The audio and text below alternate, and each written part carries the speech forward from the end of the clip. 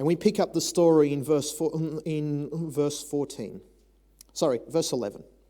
These things he said, and after that he said to them, our friend Lazarus sleeps, but I go that I may wake him. We'll explore this in a little second. Then his disciples said, Lord, if he sleeps, he will get well. However, Jesus spoke of his death, but they thought he was speaking about taking a rest in sleep. Then Jesus said to them plainly, Lazarus is dead. How often God tells us stuff and we, just like the disciples, we just completely miss it. When you read the story of the disciples through the Gospels, they got to physically spend time with Jesus. They got to physically see his miracles. They got to physically see him healing the sick, casting out demons, raising people. This was the first time he raised someone from the dead. They got to see all that. They got to see Jesus feed thousands of people with just a plate full of food. They got to see that. And yet, time and time and time again, Jesus says, I'm going to do something, and it just goes straight over their heads. How often when God tells us stuff, we forget what God's done for us. We forget what God has done for us. And we do the same old that we continue to do. And then we get to a point, it's like, oh, God, save me, please forgive me. And I can just see Jesus scratching his head going, but I already have. Why are we having this conversation again? The reason we have this conversation is sadly because of our unbelief and because of our forgetfulness. And so God patiently with us reminds us and shows us who he is and why we should have an interest with him. Verse 15. And I am glad for your sakes that I was not there, that you may believe. Nevertheless, let us go to him. Now, this was at a point where the Pharisees were already pretty heated about wanting to kill Jesus. And so Jesus had spent time a lot of time in Judea, away from Jerusalem. Now, Bethany's a stone's throw away from Jerusalem, and so the disciples in the back of their head are thinking, going, hey, Jesus, you're walking into the middle of danger here. Like, are you sure this is a good idea? But Jesus does what he keeps doing. Now, to give you a bit of a context of how funerals operated back then, the way we conduct funerals here in Australia in this time frame, day and age is completely different to what they did back then. I think you might find some similarities in the Middle Eastern cultures, but even then's a little bit different. Essentially, when a funeral happened, instead of burying them into the ground, they tended to carve out little caves in a rock face, and they would put the person in there. And so obviously, because the body wasn't buried, they would roll a stone over the entrance just so it wouldn't stink when the body started decomposing. Now, this entire process, there was, well, for a lack of a better term, they were basically professional mourners. So you would get a whole bunch of people. They would come into your house and hang around you for, a week, a month, or however long it was. And all they would do is cry, wail, weep, and make an awful lot of noise. I don't actually know how people function when you have like this choir of people pretending like they're crying for a person they didn't even know. But this is what was happening. This was the cultural context. And so Jesus has come in, and word has gotten to Mary and Martha going, hey, Jesus has come here. So she's gotten up and walked to the grave. And we're told that everyone saw that, got up and followed her. So she would have had a whole entourage of people behind her making noise. That's essentially the way I can put it. It was, I don't know who came up with this tradition, but it was a tradition where they thought the more noise they make, they would help a person cope by the death of someone. But for whatever reason, this is what they did. And as they've gotten to the tomb, Jesus is sitting there waiting out the front. And he turns around to... Actually, let's pick up the story. He turns around to Martha. Verse 21. Now Martha said to Jesus, "Lord, if you had been here, my brother would not have died. But even now I know that whatever you ask of God, God will give you." I love the faith of Martha. She isn't here asking Jesus to resurrect her brother. She's having the faith going, yeah, he may have died, but Lord, I still believe you. Yeah, life is horrible right now, but Lord, I still believe you. Yeah, life is tough. Life is messed up. But Lord, no matter what, I'm going to trust you. I'm going to believe you because you're going to get me through this. And Jesus turns around in verse 23 and says, "Your brother will rise again." Now, this went completely over Martha's head, but she had enough of a knowledge to go, Martha said to him, "I know that he will rise again in the resurrection of the last day." And verses 25 and 26. Jesus said to her, "I am the resurrection and the life. He who believes in me, though he may die, he shall live. And whoever lives and believes in me shall never die. Do you believe this?" Do you believe this? See, what Jesus was going to show here is that he has the power to resurrect people to life. Now, there is a twofold application in this. When a person dies physically, that's it. They're dead. There's no more. There's no more communicating with the dead. There's no more talking with someone who's died. They don't exist in some other form or realm outside of their body.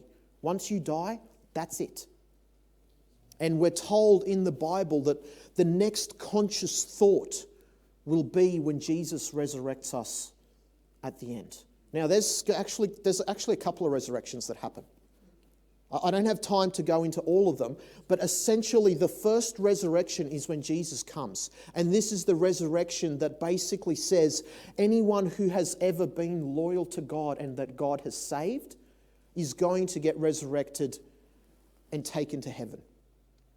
But we're also told in Revelation 20 that once the millennium has passed, once Jesus comes back down to earth, recreates the earth, there's going to be a second resurrection. This resurrection is for everybody who has ever lived, who has rejected Jesus. The reason this takes place is that God has gone to extreme lengths to prove to the entire universe. See, often we think it's just about ourselves. It's not. The entire universe, countless planets and beings are looking at us every day to see how are we going to interact with Jesus, or are we going to allow the devil to get the better of us? So God is going to extreme lengths because the initial argument the devil had against God was that you are not just, you are not fair, and that you cannot live under God's laws in freedom. So God has gone to extreme lengths to prove to the universe to go, hey, you know what? You actually can. And so the first part, God turns around and says, these are all the people that are going to be saved. They're going to come to heaven. And then we look at Revelation 20. It tells us while we're in heaven. See, heaven is not our final home. Heaven is the stop and go between. It's the stopover place. While we are still in heaven, it says the books will be opened and we will judge. Meaning that when I get to heaven, I go, hey, Grandma was a Christian, but Grandma isn't in heaven. Why isn't she in heaven? And so God takes Grandma's life story, puts it in front of me and goes, this is why Grandma is not in heaven. Because she didn't choose me. Because she didn't allow me to save her. And so it says every tear will be wiped away because we'll understand that everybody who missed out on heaven is because they chose not to allow Jesus to save them and give them life. And then somebody, might turn around and go, but hang on, God, All these people back on earth are all dead. They don't know that they're dead, and they don't know why. And God goes, okay, so that sin doesn't ever raise its head in the universe again, I'm going to raise everybody that's ever lived, and I'm going to show them their life story. I'm going to show them why they missed out on heaven. I'm going to show them they missed out because they didn't choose Jesus to save them. See, when Jesus gives life, it's a twofold thing. Not only does he give us physical life, but he gives us spiritual life. What happens in baptism? What's the symbology of baptism? We go down into the water and we come back a new being in Jesus. See, this is the symbology that Jesus was trying to teach his disciples. He was trying to teach that he has the power to give us a new life, both physical and, more importantly, spiritual. And as we read the story of Lazarus, God does an amazing thing. He brings Lazarus back to life. You know, and there's this sort of argument that continues between Jesus and the disciples and the people there. When Jesus says, you know, roll away the stone, everyone's like, Jesus, dude, he's been there for a number of days now. Like, it's going to be messy. And Jesus is like, no. Roll away the stone, and you're about to see who I really am and what I am capable of doing.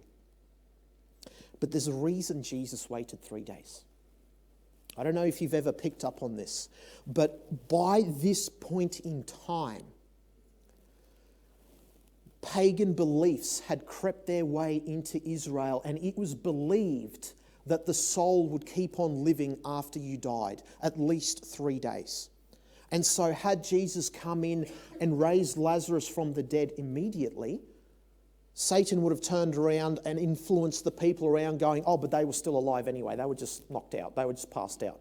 So Jesus deliberately waited this time period to make sure that there's not a shadow of doubt in people's minds going, this person was dead, that they were not alive. There was nothing about them that was alive.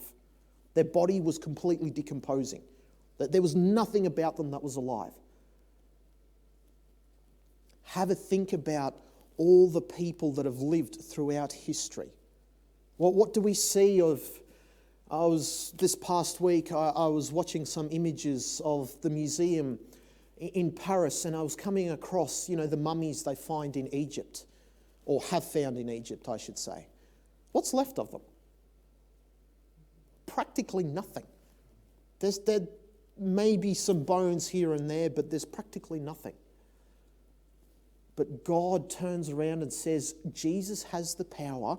I will raise everybody from the dead. Now, I don't need to know how God does that. We're not told that. It's irrelevant information. All we need to know is that Jesus has the power and the knowledge to be able to resurrect us when Jesus comes again. God made me once. I'm sure he's capable enough of doing that a second time. God made you. And if you die physically, God is more than capable of creating you again.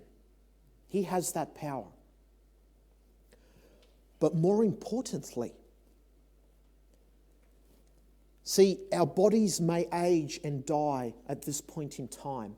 But more importantly, God has the power to save our souls, to give us eternal life.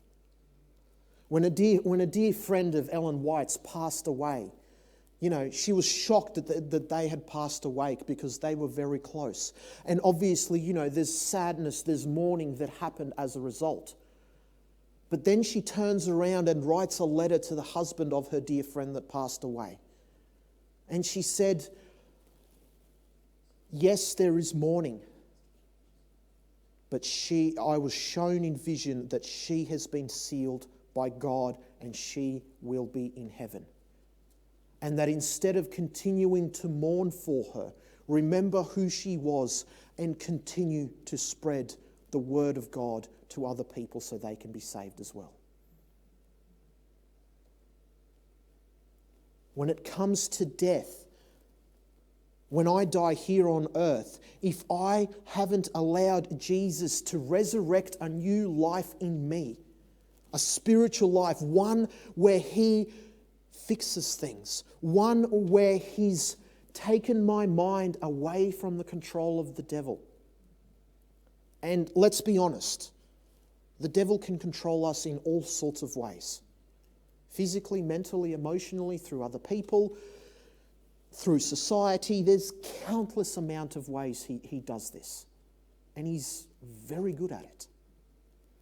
The only way I will get eternal life, the only way I will be able to live after what happens at this point in time is through Jesus.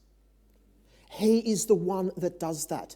By allowing myself completely over to Him, I allow Jesus to save me. Now, that may not necessarily mean all the problems right here, right now are removed completely. Please understand this. There is still a devil in this world. He still tries to make our lives difficult in any way possible. And if he can, he wants to destroy us and kill us. And if he was permitted, he would wipe humanity off the map in an instant. He would. But God hasn't allowed him to do that. And so he does what he does best. Hurt, pain, suffering, in any and every way you can possibly imagine, have experienced, seen, heard about. That's what he does. But there is a big difference when I have Jesus in my heart and in my mind as opposed to when I don't. Suddenly the problems don't affect me quite the same way they did before. Suddenly my outlook on life is completely different. It's why we use the analogy of baptism. That's why we baptize someone. It's a symbol. See, me just getting dunked into a tank of water and coming back up again in and of itself is not going to save me. It is an outward display of my connection and of my choice that I have chosen Jesus and allowed him to save me in my mind and in my heart. Because once I choose Jesus, and I don't have time to expand upon this too much, but essentially God has drawn a line in the sand. And he says, you know what? I'm big enough, I'm powerful enough to help you with anything. But, there's always a but in there somewhere. I won't unless you ask me and give me permission. See, God created this world. But the devil has come in and gone, you know what? Because humanity has fallen into sin, I'm going to claim ownership of this world. And so the devil acts in such a way like he owns this world. But God says, no. I own this world. I created it. I can help, but I want you to ask me. I want you to give me permission. See, God doesn't force. God wants to give you a new life, but he's not going to force that life upon you. He won't control that life. He wants us to ask him. He wants us to give him permission to do what he does best. Sometimes that is as simple as saying, Jesus, I choose you, please save me. You have no idea the power those words have. See, we can't see what happens in the background. We can't see the battle between God and the devil and everything that happens in trying to get us to do the wrong thing and trying to get us to do the right thing. This great controversy theme, this battle for our minds, for our souls. You know, there is this reoccurring theme in the Bible that says, if I don't allow Jesus to save me from the devil, there's only death. There's only pain. There's only hurt. There's only emptiness. I don't know about you, but there's been times in my life where I look at life and go, it's just empty. Something is missing. when you don't have Jesus to give you life, you will be empty. You will be missing. You will be wondering what on earth is going on. Jesus gives us purpose. He shows us what's going on. He shows us what's happening.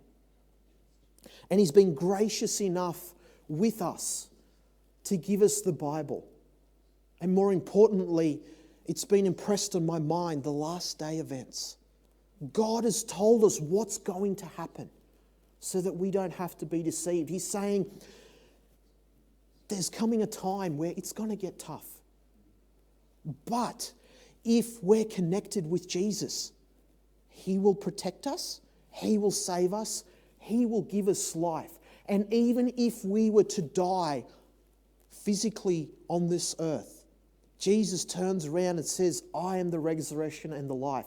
I will give you a new life. I will raise you back to life and to be able to have a perfect life.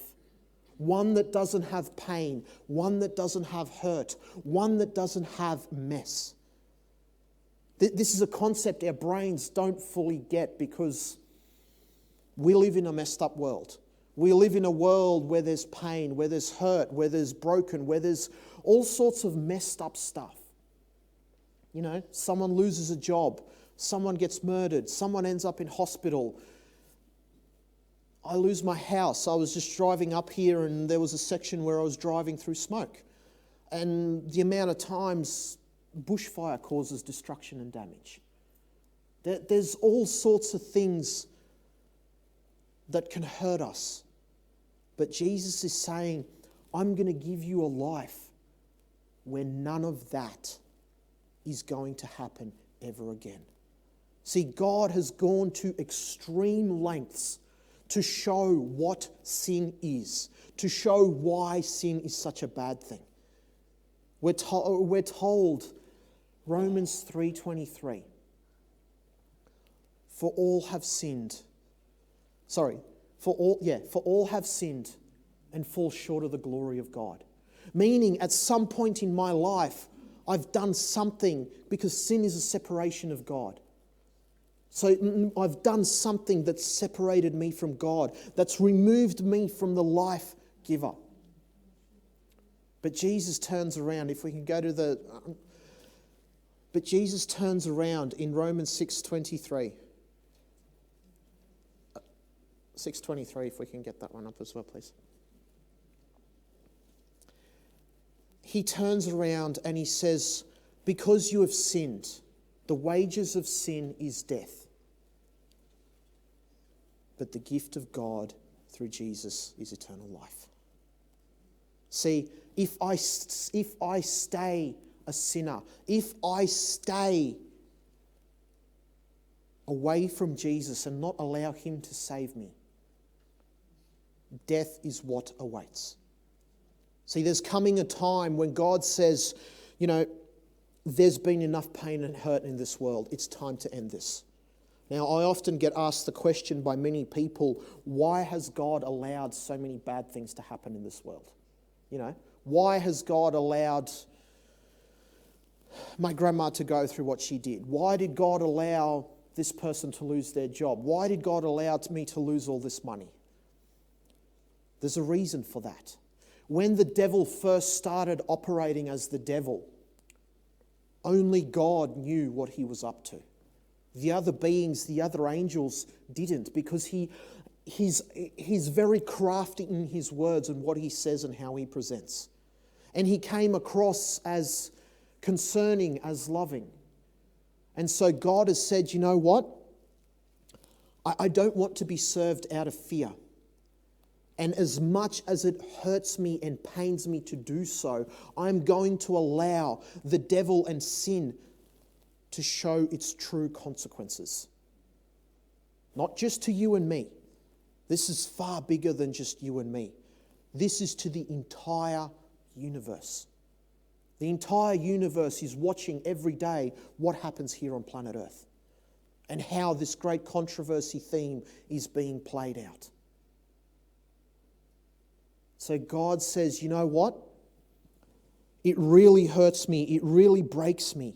But I am going to allow things to unfold so the entire universe, so the entire human race can see the devil and sin for what it actually is. The hurt, the pain, the damage that it causes.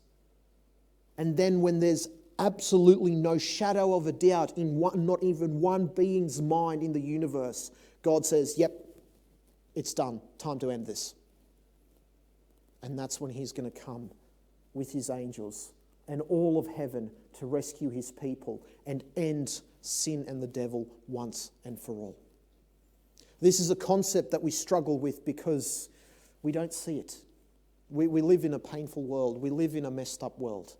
So we struggle at this idea that there will be a time where God will remove anything bad and give us a world that we can't even begin to imagine.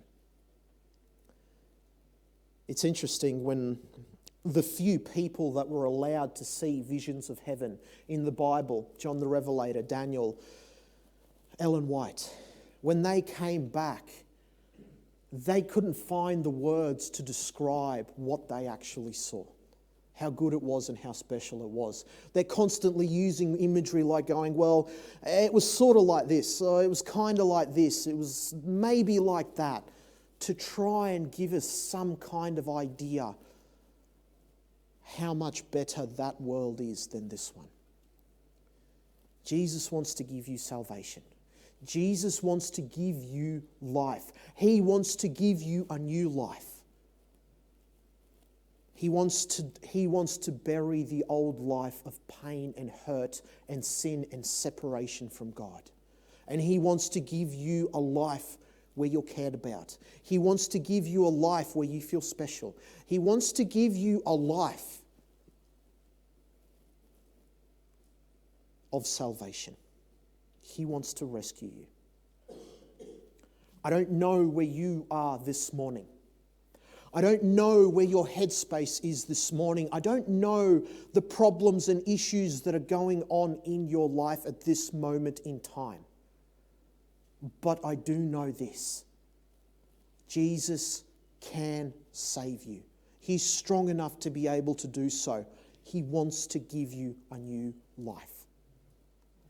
Doesn't matter what you've done. It doesn't matter what's been done to you. God will always want you. God wants to save you. Because God can't bear see you hurting any longer than you have been. And he wants to save you. He wants to rescue you. He wants to give you a proper life. Will you accept him? Will you accept him? I cannot answer for you. I can only answer for myself. This is a question that you have to answer for yourself between you and God. Now, please keep in mind, church doesn't save you, never has, never will. Church helps point you to Jesus, but church doesn't save you. The only thing that saves you is the life giver, Jesus. Where do you stand with him this morning? Amen.